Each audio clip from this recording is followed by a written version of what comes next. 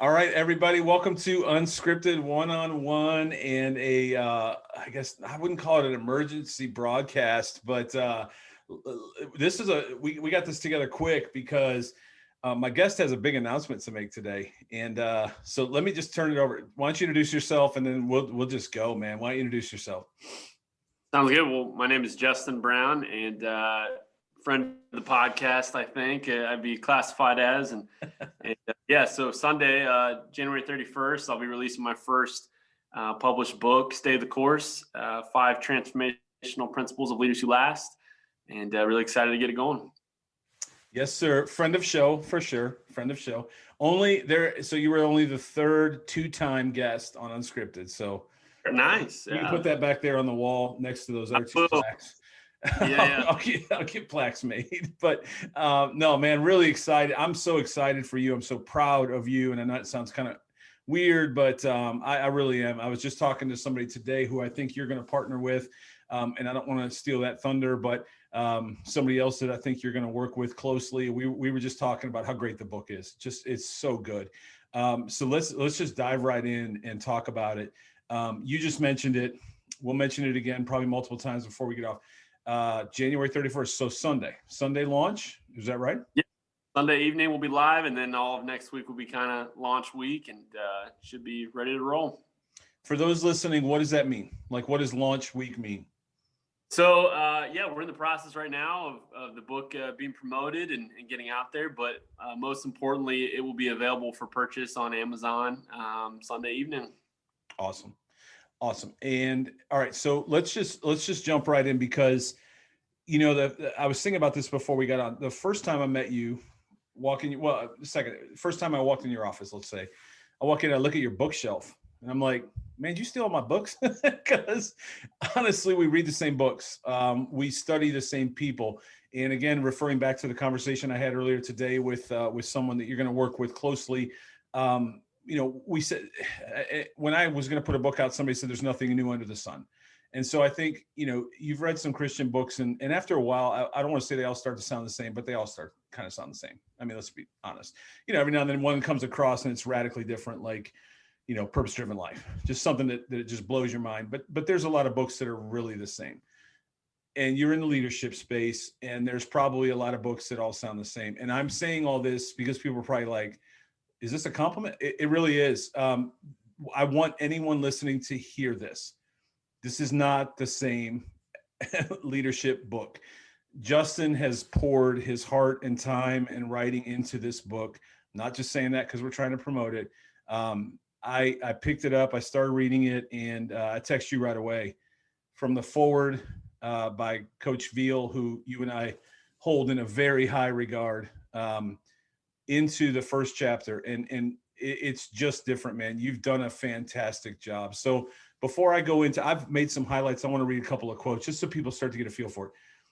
Talk about the book, man. What went into it? What's inspired you? Let's just talk about the book to start. Yeah.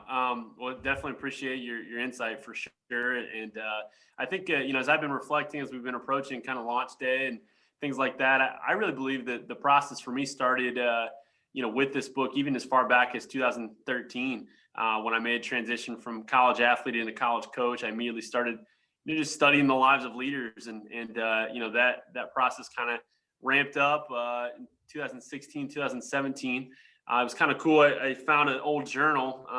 We recently moved. Boxes are still kind of getting sorted out, but I found an old journal and found an entry in that old journal in like October of 2017 that said, I want to start intentionally studying the lives of leaders when they were in obscure chapters. Mm-hmm. And in hindsight now, I'm like, that was really when the journey started. So, you're talking multiple years here, but it really picked up here in the last year.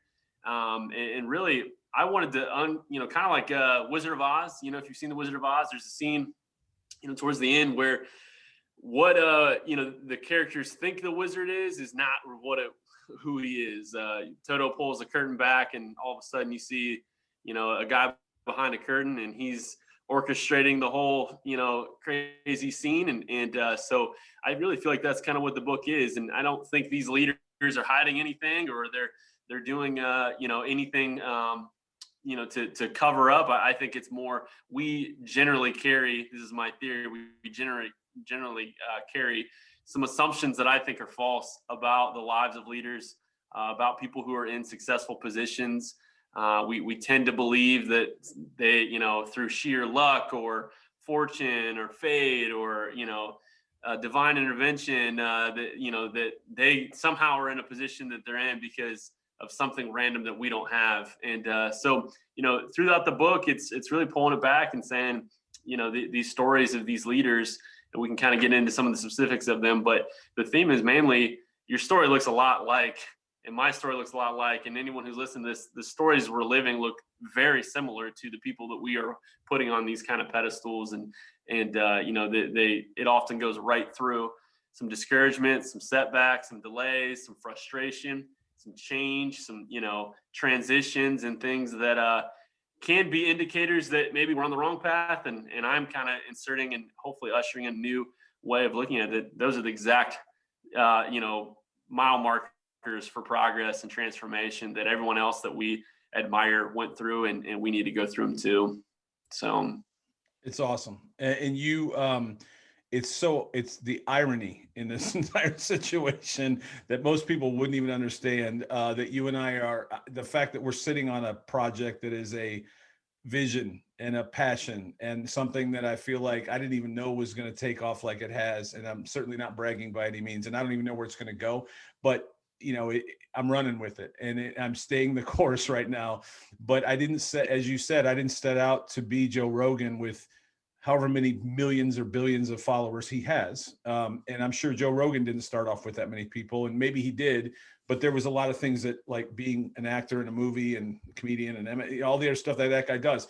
And I think that's really what the book, at least, the chapters I've read so far, and I'm not, full transparency, I didn't finish, but yet, but what I've read so far was so inspiring for such a time as this right now, for me personally. And, I've got some personal announcements coming soon. I've got professional announcements coming soon. I've got this podcast, got some announcements coming soon, and all these things are happening at the same time. And I know you're certainly walking through a path like that right now yourself, staying the course. So where did you come up with stay the course? And, what does that mean for somebody who's never, been introduced to this before? Yeah, I don't really remember exactly when that mantra or mentality kind of hit my mind, but I've always enjoyed it. And I think what it implies is some direction. It implies some vision or some aspiration that's out there that we're not near right now. And I think if we're all honest, we're carrying those things. We may not admit it. It may not be on a vision board anywhere, or on a note card in the mirror that you see in the morning. But I think I have a working theory that we're all carrying around some ideas, some dreams, some visions. Whether we're cutting lasagna at home or doing the dishes or sitting at a stoplight, I think we've got some things banging around that we're kind of afraid to say and own and say, no, that's what I want to pursue and I want to have happen. And I think if you're going to go down that path, there's going to be a long period of needing to stay the course. And to me, there's some intentionality to the phrase. There's some grit in your teeth a little bit. There's some, stuff and some emotions, working through some emotions, some disappointments. It's a heavy mantra. It's not self-help. It's nothing in that realm. It's real life for me. And I want to kind of see if we can, continue to highlight the phrase and encourage other people to keep going. For sure. And anybody that's listening to this, I don't want to promote my own podcast, but I'll link it in this blog post when I put it all together as well. But you and I have already had an interview where you really tell your story. And just in respect of time today, you should go back and watch that one, because you've lived the stay the course story. And I don't even know if you realized it until we had the podcast, but as we were talking about it, it was like so clear to me. And I honestly think Coach Veal highlighted that in the forward of the book. He said the same thing of you in a paragraph, that you've kind of lived this process as you've also had a vision for this process. So it's all very cool. And I really, again, this is not your average leadership book. This is personal for you, and it's something you've not only studied but you've lived. And I'm a huge fan of everything that is in this book and how you put it together. So if you don't mind, a couple of quick highlights, and maybe you can speak on these as we go through. This is completely unscripted. So first one I got to start off with, for my audience, just to understand the core and character of Justin Brown, the dedication in the book. Dude, I even get to the first page and I'm like getting a little choked up, but the dedication in the book says, "To the love of my life, Ashley Lauren Brown, let's stay the course into eternity together." Dude, you nailed it, man. Like that, unbelievable. I think you set your character bar right at the beginning. Anybody that knows you knows that's who you are. And so anyway, I don't even know if you can comment on that, but you hit the mark right out of the gate. You let off with a homer. So you Ricky Henderson the thing. So it wasn't certainly not a single. All right, let me skip. Coach V was great. I'm trying to skip through my iPad. All right, here we go. We'll realize the price of admission is the same for us as it is for the Hall of Fame coaches, Olympic athletes, and emerging leaders. Man, talk about that a little bit. Like, what I know what that meant because I read that introduction. What does that mean for somebody listening today? We realize the price of admission is the same for us as it is for Hall of Fame coaches, Olympic athletes, and emerging leaders. Yeah, it goes back to this idea that I've noticed in my own life and noticed in lives around me that I think we have some false assumptions of what it takes to be a leader who lasts and to aspire, a high standard of living and to be successful and at home and successful in our professional life. And I think we hit bumps in the road or little roadblocks and it can cause an idea of, well, this is obviously not for me. Clearly a successful person would not experience these types of bumps in the road. And chapter after chapter in the book, I'm really taking aim at that false assumption and saying, no, that's actually the case for everyone who pursues any high standard of living and high level of success in their field and in their craft. So I think it's reverse engineering stories and revealing that that's just what it takes to pursue mastery and to pursue longevity and these bumps in the road. If we can reprogram our brains and emotions to recognize that they're not actually indicators that we're failing, they're actually indicators that we're transforming to a better, masterful product that eventually can be truly elite at leading and living a higher standard. So that's kind of the idea. Awesome. All right, next one. In reality, and so you're speaking in the first chapter here about Coach Brad Stevens, who, ironically enough, I was having lunch with somebody today and they brought up Brad Stevens. I'm like, I got a book you got to read. But referring to Brad Stevens, I don't want to give away the book first chapter, but leaving a successful career for a volunteer position. Unbelievable, right? And anybody that knows anything about Brad Stevens knows where that story ends. But the quote here was, in reality, it had nothing to do with the company. So he left a very comfortable, potentially lucrative position for him long-term. So he left long-term security, I think. And the quote is, in reality, it had nothing to do with the company and had everything to do with the direction he was heading. Brad Stevens was unsettled on his future. Ironically enough, I believe you and I both have experienced this. I've probably experienced it more. I'm known as the King of Restless, but I know we've done that. And as I'm reading this, knowing your journey and where it is currently and where it's going, I think again this is your story, right? So can you speak a little bit to that quote? Yeah, I think looking at Brad Stevens and seeing the finished product, he's a highly regarded coach for the Boston Celtics. And, I think if you can reverse engineer and pull the curtain back and, you see kind of where it all started, there was a lot of no guarantees. Starting his coaching journey, his first coaching gig was at Butler, as a volunteer director of basketball operations. He's working at Applebee's part-time to supplement his income. That's coming on the heels of, great entry level position at a great company that is known for promoting from within, and he's on a path that is heading towards some good things. And he intentionally decides that's not the path I want anymore. Again, when we see the finished product, we can say, well, man, that worked out great, but I'm encouraging readers, and it's been an encouragement to me to go back to where he was at. He didn't know all this was going to work out. The options on the table, one of them was a path to being the Celtics head coach, and that's amazing. But other options, and probably the more likely ones, if you're getting realistic, where I'll go be the volunteer for 2-3 years and realize I made a mistake and go back to financial security in another realm.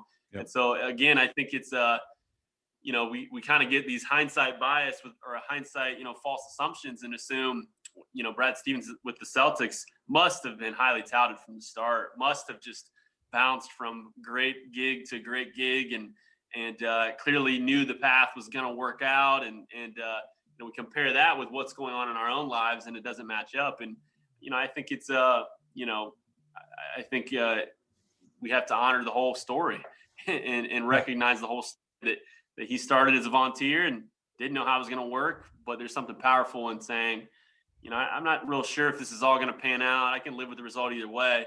But I want to pursue something, I'm passionate about, and Brad Stevens kind of could teach a clinic on that. So, yeah. And I think somebody told me along the way somewhere, you never want to compare your beginning to someone else's middle. And I think that's really something that I know you touched on here. I think it was a different way, but it was the same concept is, we can do that. We can compare my starting coaching third grade basketball for girls to Brad Stevens, who's making bazillions of dollars a year with the Boston Celtics. And I actually have a funny Brad Stevens story, which I think I told you at one point, which I won't share here, but and it's not bad. It's funny. He was actually told what he was told. I'll go ahead and share it. He was told by Thad Matta when the opportunity came up with the Celtics, hey, go take it. You're going to make more money than you're ever going to make. And if anybody remembers, at the time, the Celtics were a train wreck. They had a ton of assets as far as lottery picks and a lot of free cash because they were really in the basement. And his instruction from Thad Matta was go make more money than you'll ever make. You're going to get fired because you're not going to be able to bring this thing back. And then you can have any college job you want, was his instruction. Yeah. Well, I mean, how'd that turn out? So Brad Stevens is probably the hottest prospect in NBA coaching circles. And yeah, if he left today, he's made a ton of money. And he probably can have any NBA or college coaching job he wants. But at the end of the day, the truth was, he's actually taken that opportunity and driven it even further. And look at where the Celtics are, one of the probably top, 5-10 teams in the NBA. So, okay. Sometimes the safest play is to pursue what you're most passionate about. It's not about betting on yourself. It's about betting on your passions. Another quote from the book. Great quote. Yes. All right. Another one. And this is all in the Brad Stevens chapter, man. This thing's going to be all yellow and just a very little bit of a little bit of white by the time I'm done. But an opportunity always looks better through the lens of passion and servanthood. Another great quote from you in terms of talking about his passion and servanthood. Okay. Here's another thing I love. End of every chapter, there's a summary. And, for people like me who can't comprehend a lot, there's great bullet points that kind of summarize everything, but also there's some questions. And so I think you not only walk through a story with someone, but then you take them through an opportunity to, reflect. And you mentioned journaling earlier, and I know you've mentioned to me privately off camera. I think journaling is something that you do, I know. And I think at the end of each one of these chapters, you give the reader a chance to press pause, reflect a little bit, and answer some questions. So there's a growth track, I think. Is that intentional? Oh, yes, certainly. And the goal with this entire project is not just to deposit, these thoughts into the abyss, right out of the gate. If you get the book, you can go and download a free companion workbook that takes things to the next level. There's bonus material videos from myself and our team, staythecourse.leaders.com, that unpack these even deeper. The goal is a lot of reflection, a lot of growth, and to be an experience beyond more than just, oh, nice read. I think that those are great. I love doing that as well. But I think now more than ever, we're at a time and a crossroads where it's time to dig in on some fundamental things, and so a lot of resources with it, and definitely available for the reader to take advantage of for free. So awesome. All right, another one. Now this is chapter 2 in reference to Kyle. Is it Bodie? Am I saying it right? Yep. Bodie, Kyle yep. Bodie. Driveline Baseball, fantastic story, unbelievable story, right? And I think this book is filled with people who are going to be surprised, because again, we're seeing the end product. We're not seeing the secret sauce that brought them to where they are. We see Driveline Baseball, we see Trevor Bauer, we see lots of money, we see weighted balls, we see all this stuff from anybody around baseball. Yeah. You didn't know. Most people, I don't think, know that what this guy did. Yeah. And it's fascinating. So great stuff. And again, I want to just keep moving on, but a great quote in here: if you want to train with thoroughbreds, you must first run with the ponies. I think we've already kind of touched on that, but just touch on that a little bit. Yeah, it's the whole principle that those stories are falling under is you got to start small, and we want to rush the process, and you have to honor the process, and a lot of people would love to speak to thousands, but are you willing to speak to 4? I think there's character that's developed when we're faithful with the little things, and start small and honor the process. And so Kyle Bodie's a premier example. Currently, he's probably the leading player development voice in all of baseball worldwide. But his journey began with training 12 youth athletes in a suburb of Seattle. And it started small. It looked very underwhelming. And, so I think it's an encouragement to anyone. You got to take the first step. You got to start small, and you don't know where it's going to go. There's no guarantees, but you're not going to just skip to the level of elite excellence that these guys are at unless you just start with the first one. Well, what I'm going to do now is leave the rest of it as a teaser. So if people want the book, you got to go get it. I'm not going to give away every chapter. You probably appreciate that, right? But I think we've given enough of a peek, enough of a taste of the ice cream, as some people say, to understand this is not your average leadership book. This is, and on top of everything else, look, if you're listening and you think, it's probably still your average leadership book, man, do my guy Justin a favor and pick up the book, because at the end of the day, the guy's poured his heart into it. He's studied this. He's been a student of it. And like I said at the very beginning, you've lived this, man. This is your story. And just for a 2-second Cliff Notes version, you walked on at Mount Vernon. Walked on. By the time you were a senior, you were, and correct me, all conference? Is that right? Mm-hmm. All conference. Yep. So you earned your wings. You earned your leadership. You've had that grit in your teeth, as you've said. So this isn't just coming from a guy that reads a bunch of leadership books, put together a little thing and some pamphlets. Man, please understand, this guy has lived this, stay the course, and he's going to continue to live it, because I think you lived it even this week, as you and I both know, which, this is your life. This is your story.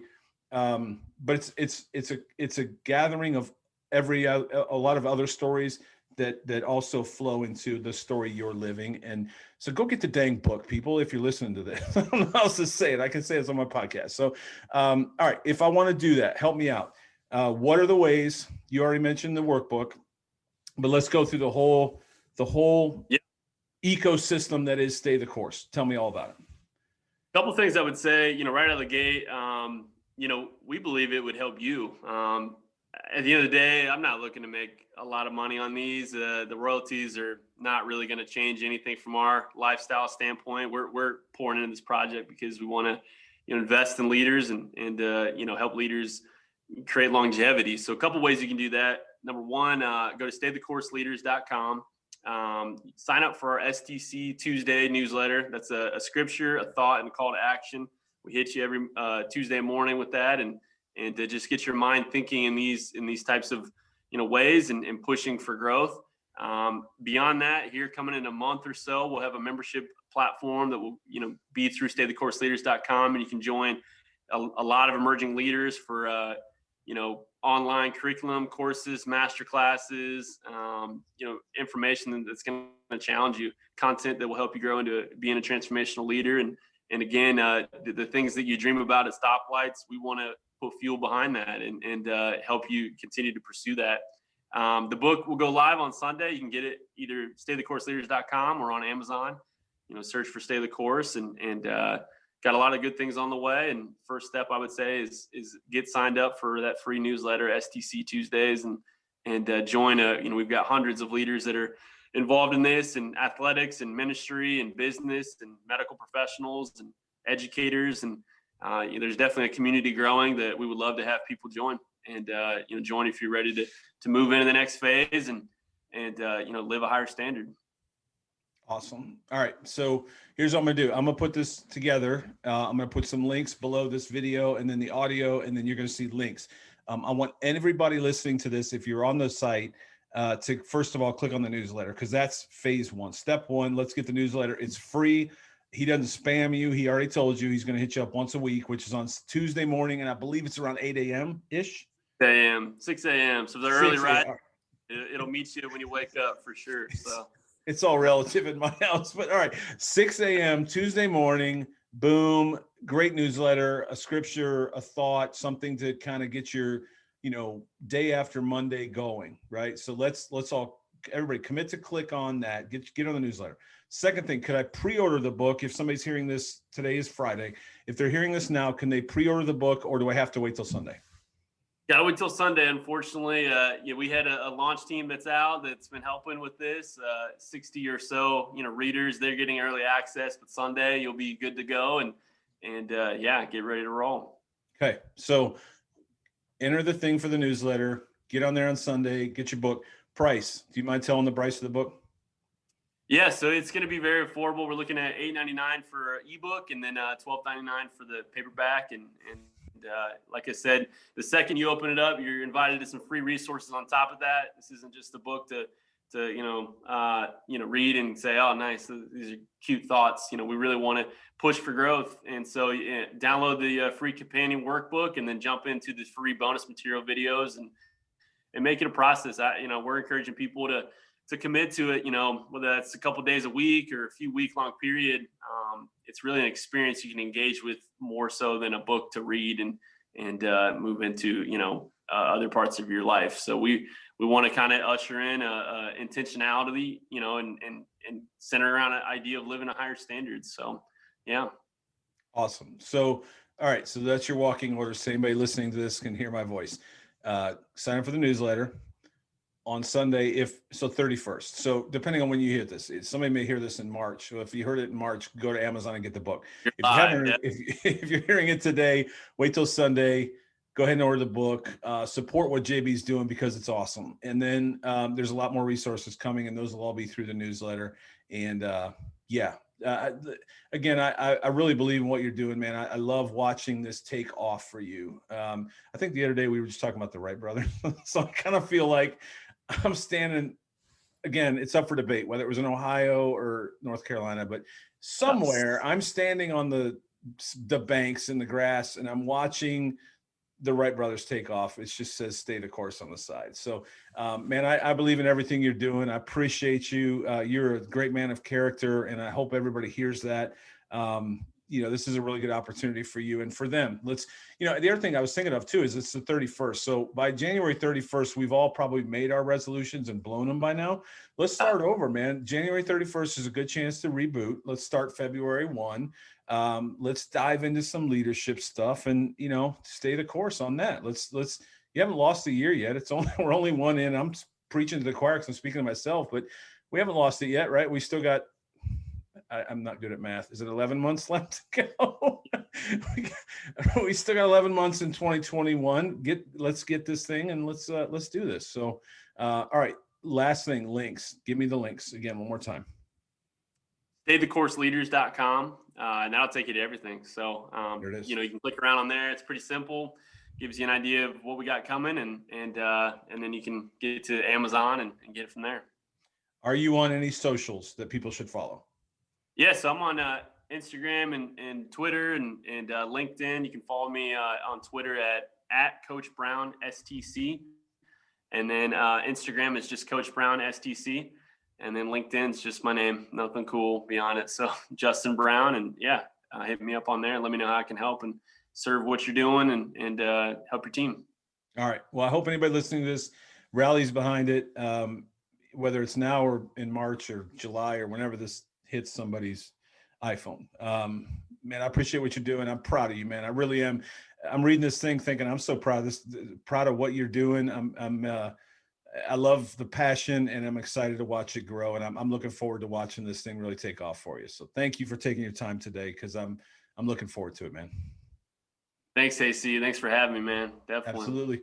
Good luck on Sunday, and we will. I'm sure you might come back and be the 3-time champ. I don't know, man. I don't. Oh, whoa, man. That'd be time. Yeah. But before then, I'll get a plaque that you can put on the wall behind you. So. For sure. Yeah. All right, man. Thank you. Good luck at everything you do, dude. Thank you. You as well. All righty.